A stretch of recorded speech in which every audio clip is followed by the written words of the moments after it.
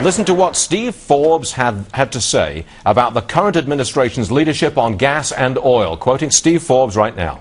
Their lack of political will to drill for oil and gas compromises our national security and jeopardizes economic recovery. Steve Forbes is here. Steve, welcome.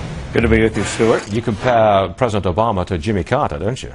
Sadly, on energy, it's absolutely true. Fighting words, Steve. Hey, well, they're the ones, the administration's the one that has effectively continued the moratorium on offshore drilling, even though supposedly it's end, which the federal judges have wrapped their knuckles for. Right. Onshore, they're very, very slow in developing natural gas. Nuclear energy, where they say they're for it, but somehow the permits are in molasses.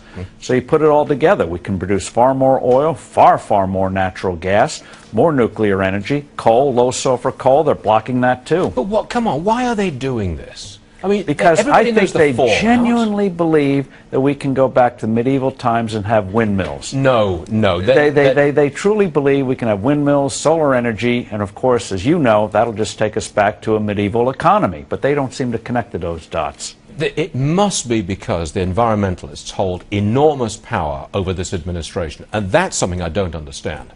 They may hold power, but it's a receptive power. The administration believes it. Look at the EPA. When they blocked one area on cap and trade, then they do another area, then another area. Heck, they're even now regulating milk spills as part of an oil spill program. That is true, as a matter of fact. Steve, I agree with you 1,000%, and I'm really worried because while we're doing this, China is taking all the resources around the world and locking in 20, 25-year deals. Have you calculated where this is going to put us in terms of being able to compete internationally 10 or 20 years from now? Well, you can see it now. Even though we got a good jobs report today, this in terms of job creation has been one of the worst recoveries in history.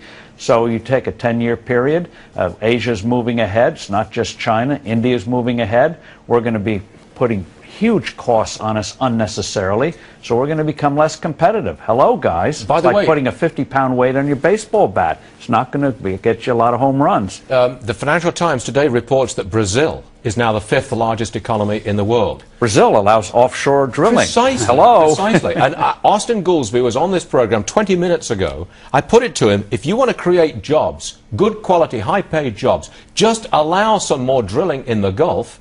And he said, yes, we're working on it. Oh, come on. Well, working on it's like Bill Clinton. I mean, how do you define working on it? That means months and months and months and months, and somehow it just never gets done.